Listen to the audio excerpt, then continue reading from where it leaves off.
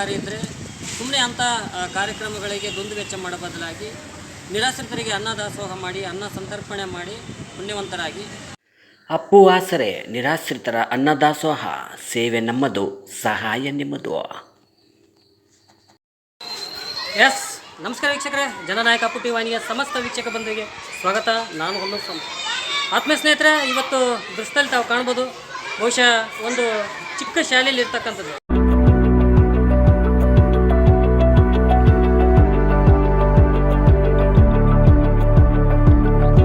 ಇವತ್ತು ಸರ್ಕಾರಿ ಶಾಲೆ ಅಂತ ಮಾತ್ರಕ್ಕೆ ಭಾಳಷ್ಟು ಜನ ಪ್ರಶ್ನೆ ಮಾಡ್ತಾರೆ. ಇವತ್ತು 8ನೇ ಕ್ಲಾಸು 9ನೇ ಕ್ಲಾಸು SLC ಆದರೂ ಕೂಡ ನನ್ನ ಮಕ್ಕಳು ಮಗ್ಗಿ ಹೇಳಕ್ಕೆ ಬರ್ತಾ ಇಲ್ಲ.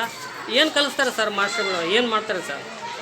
ಸ್ನೇಹಿತರೆ, ಇವತ್ತು ನನ್ನ ಮಕ್ಕಳು ಏನು ಬರಲ್ಲ, ಆದರೆ ಏನು ಕಲಿಸ್ತಾರೆ ಅಂತಕ್ಕಂಥದ್ದು ಪ್ರಶ್ನೆ ಮಾಡೋಕ್ಕಿರುತ್ತೆ. ಆದರೆ ದಿನಂಪ್ರತಿ ಶಾಲೆಗೆ ಬರ್ತಕ್ಕಂಥ ಟೀಚರ್ಸು, ಶಿಕ್ಷಕರು ಏನಿರ್ತಾರೆ, ಎಲ್ಲಿಂದ ಬರ್ತಾರೆ, ಯಾವ ಬಸ್ ಹಿಡ್ಕೊಂಡು ಬರ್ತಾರೆ, ಎಷ್ಟು ತೊಂದರೆ ಪಡ್ತಾರೆ ಅಂತ ಯಾರು ಯೋಚನೆ ಮಾಡಲ್ಲ. ಇವತ್ತು ಸಂಡೂರು ಭಾಗದಲ್ಲಿ ಒಬ್ಬ ಶಿಕ್ಷಕಿ, ಅದರಲ್ಲಿ ಕೂಡ ಕಡೆ ಒಂದು ಗ್ರಾಮಗಳಾದಂಥ ಈ ರಾಜಾಪುರ, ಅಂತಾಪುರ, ವಿಟ್ಲಾಪುರ ಭಾಗದಲ್ಲಿ ಕೂಡ ಅವತ್ತಿನ ಟೈಮಲ್ಲೇ ಯಾವುದೇ ಬಸ್ ಇದ್ದಿಲ್ಲ, ನಡ್ಕೊಂಡು ಹೋಗಿ ಶಿಕ್ಷಕ ವೃತ್ತಿಯನ್ನು ಮಾಡ್ತಕ್ಕಂಥದ್ದು. ಅಂಥ ಟೈಮಲ್ಲಿ ಕೂಡ ನಡ್ಕೊಂಡು ಹೋಗಿ ಯಾವುದೋ ಒಂದು ಆಟೋ ಹಿಡಿದು ಎಲ್ಲೋ ಒಂದು ಸರಿ ಮೈನಿಂಗ್ ಗಾಡಿಗಳನ್ನೆಲ್ಲ ಹತ್ಕೊಂಡು ಹೋಗಿ ಇವತ್ತು ಶಿಕ್ಷಣದಲ್ಲೇ ಹೆಸರು ಮಾಡಿರ್ತಕ್ಕಂಥ ಒಬ್ಬ ಶಿಕ್ಷಕಿ.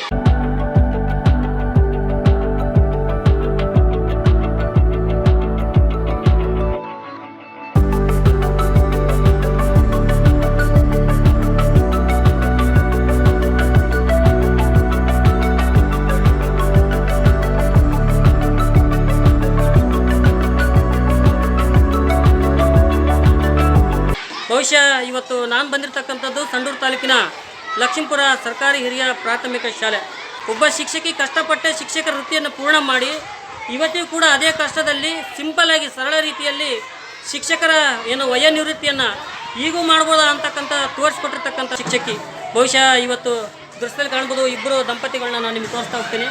ಬಹುಶಃ ಸಂಡೂರು ಭಾಗದ ಸುನಂದ ಶಿಕ್ಷಕಿ. ಹೌದು ಸ್ನೇಹಿತರೆ, ಸಂಡೂರು ಪಟ್ಟಣದ ಸರ್ಕಾರಿ ಮಾದರಿ ಹಿರಿಯ ಪ್ರಾಥಮಿಕ ಶಾಲೆಯ ಲಕ್ಷ್ಮೀಪುರ ಬಡ್ತಿ ಮುಖ್ಯ ಶಿಕ್ಷಕರಾದ ಶ್ರೀಮತಿ ಸುನಂದ ಆರ್ ಇವರು ತಮ್ಮ 32 ವರ್ಷದ ಸುದೀರ್ಘ ಸೇವೆ ಸಲ್ಲಿಸಿ ದಿನಾಂಕ 30/6/2026ರಂದು ವಯೋನಿವೃತ್ತಿ ಹೊಂದಿದರು. ಈ ಕಾರ್ಯಕ್ರಮದಲ್ಲಿ ಜಿಲ್ಲಾ ಪ್ರಾಥಮಿಕ ಶಾಲಾ ಶಿಕ್ಷಕರ ಸಂಘದ ಉಪಾಧ್ಯಕ್ಷರಾದ ಚೌಕಳಿ ಪರಶುರಾಮ್, ನಿವೃತ್ತಿ ಶಿಕ್ಷಕರಾದ ನಾಗಪ್ಪ ದೇವರಮನಿ, ಹಳೆ ವಿದ್ಯಾರ್ಥಿಗಳಾದ ನಾಗರಾಜ್, ಜಗನ್ನಾಥ್, ಕಾರ್ತಿಕ್, ಪ್ರಕಾಶ್, ಚನ್ನವೀರ ಸೇರಿದಂತೆ ಶಾಲಾ ಶಿಕ್ಷಕರು, ವಿದ್ಯಾರ್ಥಿಗಳು, ಶಾಲಾ ಸಿಬ್ಬಂದಿ ವರ್ಗದವರು ಭಾಗಿಯಾಗಿದ್ದರು.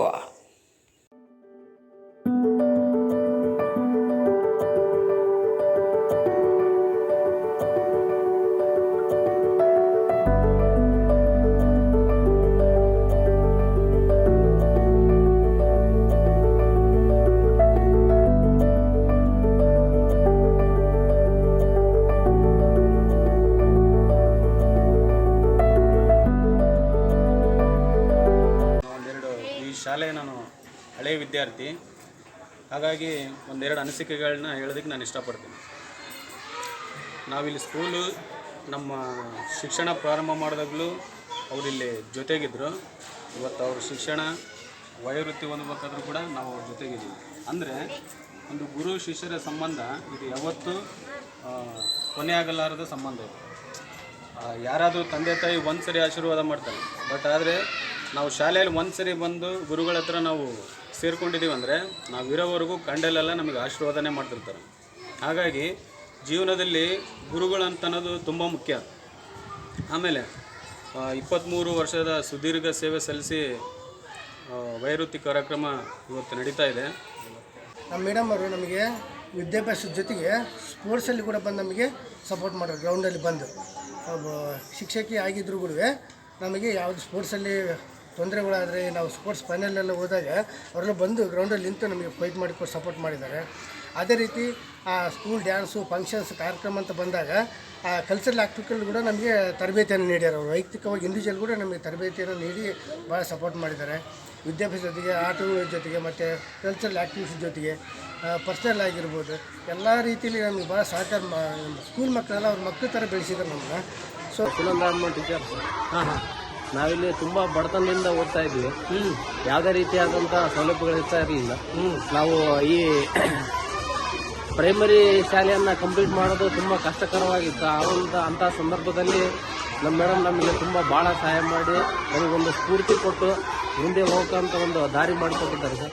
ಮೇಡಮ್ ಅವರು ಇಷ್ಟು ಉನ್ನತ ಮಟ್ಟಕ್ಕೆ ಬರೋಕ್ಕೆ ಯಾವುದೇ ಒಂದು ಸಕ್ಸಸ್ ಆದರೂ ಅದ್ರ ಹಿಂದೆ ಒಬ್ಬ ಹೆಣ್ಣಿರ್ತಾರೆ ಅಂತಾರೆ. ಮೇಡಮ್ ಅವ್ರ ಸಕ್ಸಸ್ ಹಿಂದೆ ಸಿದ್ದಪ್ಪ ಸರ್ ಅದಾರ ಅಂತಂದೇಳಿ ನಾನು ಈ ಸಂದರ್ಭದಲ್ಲಿ ಹೇಳೋಕ್ಕೆ ಇಷ್ಟಪಡ್ತೀನಿ. ಪ್ರತಿಯೊಂದು ಕ್ಷಣದಲ್ಲೂ ಕೂಡ ಅವರು ಭಾಳ ಕಷ್ಟ ಬಿದ್ದು ಇದು ಮಾಡಿದ್ದಾರೆ. ಅವರ ಮದುವೆಯ ಸಂದರ್ಭದಲ್ಲಿ ಮೇಡಮ್ಮರಿಗೆ ಜಾಬ್ ಆಗಿದ್ದಿಲ್ಲ. ಸಾರಿ ಅವರು ಕಷ್ಟ ಬಿದ್ದು ಆಗಿನ ಕಾಲದಲ್ಲಿ ಕೆಲವೊಂದು ನಿಷ್ಠೂರಗಳನ್ನು ಕಟ್ಕೊಂಡು ಎಲ್ಲ ಇದು ಮಾಡ್ಕೊಂಡು ಜೀವನ ಇದು ಮಾಡಿದರು. ನನಗೆ ಹೆಂಗೆ ಗೊತ್ತು ಅಂತಂದರೆ ನಾನು ಅದೇ ಆಗಲೇ ಹೇಳ್ದಂತೆ ಅಲ್ಲೇ ಬೆಳೆದಿದ್ದೀನಿ. ನಮ್ಮ ಮನೆಯಲ್ಲಿ ಮಾತಾಡೋದನ್ನು ಕೇಳಿಸ್ಕೊಂಡು ನಾನು ಹೇಳ್ತಕ್ಕಂಥದ್ದು.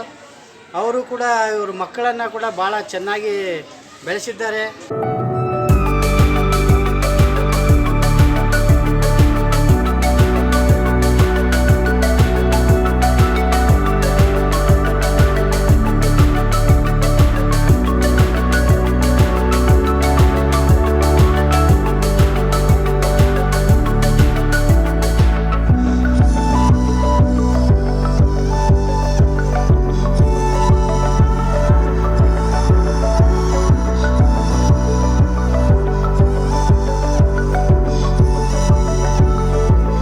ಏನು ಹೇಳಲಿಕ್ಕೆ ಇಷ್ಟಪಡ್ತೀರಿ ಈ ಒಂದು ಶಿಕ್ಷಕರ ವೃತ್ತಿ ಬಗ್ಗೆ?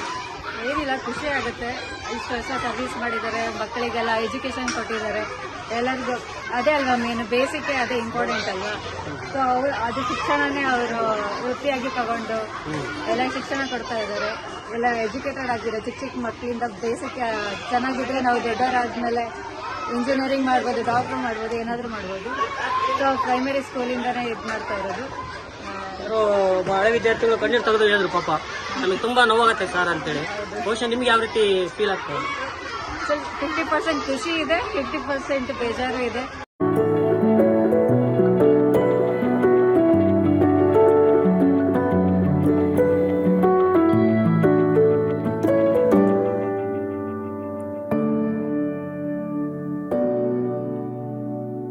ಎಜುಕೇಶನ್ ಕೊಟ್ಟಿದ್ದಾರೆ ಸರ್ ಅಷ್ಟು. ಇದ್ರಿಗೆ ಆಸ್ತಿ ಅಂತ ಅವ್ರು ಏನು ಮಾಡೇ ಇಲ್ಲ. ಒಂದು ಕಾರ್ ತಗೊಳೋದು, ಐಷಾರಾಮಿ ಜೀವನ ಅವ್ರಿಗೆ ಬೇಕಾಗಿಲ್ಲ. ಒಟ್ಟು ನಮ್ಮ ಅಮ್ಮ ಅಂದ್ರೆ ಮಕ್ಳಿಗೆ ಉತ್ತಮವಾಗಿ ಶಿಕ್ಷಣ ಕೊಡಬೇಕು, ಹೇಳ್ಕೊಡ್ಬೇಕು. ಮನೆಯಲ್ಲಿ ನಮ್ಮೂರ ಬಗ್ಗೆ ಕಮ್ಮಿ ಚಿಂತೆ ಮಾಡೋದು, ಮನೆಯಲ್ಲಿ ಬರೀ ಹುಡುಗರ ಬಗ್ಗೆನೇ ಚಿಂತೆ ಮಾಡ್ತಾರೆ. ಮಕ್ಳು ಸ್ಕೂಲಲ್ಲಿ ಅಯ್ಯೋ ಇವತ್ತು ಹುಡುಗ ಒಬ್ಬಿದ್ದ, ಇದೇ ಬರೀ ಮಕ್ಳ ಬಗ್ಗೆನೇ ಮಾತಾಡ್ತಿದ್ರು ಹೊರತು ನಮ್ಮ ಅಮ್ಮ ನಮ್ಮ ತಮ್ಮ ನಮ್ಮ ತಂಗಿನ ಬೈತಾರೆ, ಬರೀ ಸ್ಕೂಲ್ದಲ್ಲಿ ಹೇಳ್ತೀಯಲ್ಲಮ್ಮ ಅಂತ. ಕಷ್ಟಪಟ್ಟು ಮಾಡ್ಯಾರ ಸರ್. ಇದು ಶಿಕ್ಷಕರ ಜೀವನ ಪವಿತ್ರವಾದ ಒಂದು ವೃತ್ತಿ, ಹೌದಾ. ಮಕ್ಕಳಿಂದ ಗೌರವ ಸಿಗ್ತಕ್ಕಂಥ ಶ್ರೇಷ್ಠವಾದ ಒಂದು ಗೌರವ ಸರ್. ಇವತ್ತು ವಿದ್ಯಾರ್ಥಿಗಳು ಬಂದು, ಹಳೆ ವಿದ್ಯಾರ್ಥಿಗಳು ಒಂದು ಸಂಸ್ಕೃತವಾಗಿ ಅವರ ಪಾದಾರ್ಪಣೆಗೆ ನಮಸ್ಕಾರ ಮಾಡಿ ಅವ್ರ ಗೌರವ ಆಶೀರ್ವಾದ ಪಡಿತಾರಲ್ಲ, ಶ್ರೇಷ್ಠವಾದ ಒಂದು ಉದ್ದೇಶ. ಸುನಂದ ಮೇಡಮ್ ನಮ್ಮ ಅಕ್ಕರ್ ಸುನೀತಮ್ಮ ಅಂತ, ಅವ್ರ ಫ್ರೆಂಡು ಎಲ್ಲ ಒಂದೇ ವಾರ್ನ್ಯರು. ಏನು ಸುಧಾರಿಸ್ತೀರ? ಅವರ ನಿವೃತ್ತಿ ಜೀವನ ಸುಖಕರವಾಗಿರಲಿ ಅಂತ ನಾವು ಹಾರೈಸ್ತೀವಿ.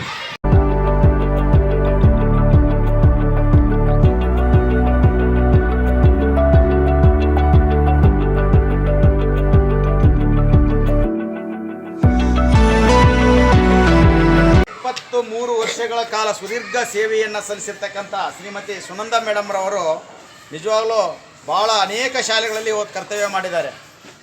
ನಾನು CRP ಆಗಿದ್ದಾಗ ಲಕ್ಷ್ಮೀಪುರ ಕ್ಲಸ್ಟರ್, ಈ ಲಕ್ಷ್ಮೀಪುರ ಶಾಲೆಯಲ್ಲೇ ಸಹ ಶಿಕ್ಷಕರಾಗಿ ಕೆಲಸ ಮಾಡಿದರು. ಆಮೇಲೆ ತಾಳೂರು ಶಾಲೆಗೆ ವರ್ಗಾವಣೆಯಾಗಿ ಅಲ್ಲಿ ಅನೇಕ ವರ್ಷಗಳ ಕಾಲ ಕೆಲಸ ಮಾಡಿದ್ದಾರೆ. ಸುಶೀಲ್ ನಗರಕ್ಕೆ ಹೋಗಿ ಅಲ್ಲಿ ಅನೇಕ ವರ್ಷಗಳ ಕಾಲ ಕೆಲಸ ಮಾಡಿದ್ದಾರೆ. ಮತ್ತು ಇದೇ ಶಾಲೆಗೆ ಬಡ್ತಿ ಮುಖ್ಯ ಗುರುಗಳಾಗಿ ಇದೇ ಶಾಲೆನೇ ಬೇಕು ಅಂತ ಹೇಳ್ಬಿಟ್ಟು ನಾನು ಅದೇ ಶಾಲೆಯಲ್ಲೇ ನಿವೃತ್ತಿ ಆಗಬೇಕು, ಯಾಕಂದರೆ ನಾನು ಭಾಳ ವರ್ಷಗಳ ಕಾಲ ಇವತ್ತು ಆ ಶಾಲೆಯಲ್ಲಿ ನಾನು ಸೇವೆ ಮಾಡಿದ್ದೀನಿ. ನನ್ನದೊಂದು ದೊಡ್ಡ ಮಹತ್ತರವಾದ ಆಸೆ ಇದೆ ಸರ್, ನನಗೆ ಅದೇ ಶಾಲೆಯಲ್ಲಿ ನಿವೃತ್ತಿ ಆಗಬೇಕು ಅಂತ ಅವರು ಭಾಳ ಆಸೆ ಪಟ್ಟಿದ್ರು. ಯಾಕಂದರೆ ನನಗೂ ಪ್ರಮೋಷನ್ ಇತ್ತು, ಅವ್ರಿಗೂ ಪ್ರಮೋಷನ್ ಇತ್ತು. ಮೇಡಮ್ರೆ, ನನಗೇನಾರು ಅವಕಾಶ ಸಿಕ್ಕರೆ ನನಗೆ ಲಕ್ಷ್ಮೀಪುರ ಬಿಟ್ಕೊಡ್ರಿ, ನಾನು ಹೆಡ್ ಮಾಸ್ಟರ್ ಆಗ್ತೀನಿ, ನೀವು ಇನ್ನು 2 ತಿಂಗಳಿದೆ ಬೇರೆ ಶಾಲೆ ತೊಗೊಳ್ರಿ ಅಂತಂದೆ. ಇಲ್ಲ ಸರ್, ನಾನು ಭಾಳ ವರ್ಷಗಳ ಕಾಲ ಆ ಶಾಲೆಯಲ್ಲಿ ಕೆಲಸ ಮಾಡಿದ್ದೀನಿ, ನನಗೆ ಅಲ್ಲೇ ರಿಟೈರ್ಡ್ ಆಗ್ಬೇಕು ಅನ್ನೋದು ಆಸೆ ಇದೆ ಸರ್ ಅಂತಂದರು. ಅದೇನೋ ಅದೃಷ್ಟ ಇರೋ ಹಾಗೆ ನನಗೆ ಏನೋ ಅವಕಾಶ ಸಿಗಲಿಲ್ಲ. ಆಯ್ತು ಮೇಡಮ್ ತೊಗೊಂಬಿಡ್ರಿ ಅಂತ ಹೇಳಿದ್ವಿ, ತೊಗೊಂಡ್ರು. ಭಾಳ ಚೆನ್ನಾಗಿ ಒಳ್ಳೆ ಉತ್ತಮ ಕೆಲಸ ಮಾಡಿದ್ದಾರೆ. ಅನೇಕ ವಿದ್ಯಾರ್ಥಿಗಳಿಗೆ ಒಳ್ಳೆಯ ಶಿಕ್ಷಣವನ್ನು ನೀಡಿದ್ದಾರೆ. ಹಾಗಾಗಿ ಅವರಿಗೆ ಭಗವಂತ ಒಳ್ಳೆಯದನ್ನು ಮಾಡಬೇಕು, ಅವರಿಗೆ ಆರೋಗ್ಯ ಆಯುಷ್ಯವನ್ನು ಭಗವಂತ ನೀಡಲಿ ಅಂತ ಹೇಳುತ್ತಾ ನಿಮಗೆಲ್ಲರಿಗೂ ಒಳ್ಳೆಯದಾಗಲಿ ಅಂತ ಹೇಳ್ತಾ ನನ್ನ ಎರಡು ಮಾತುಗಳನ್ನು ಮುಗಿಸ್ತಾರೆ.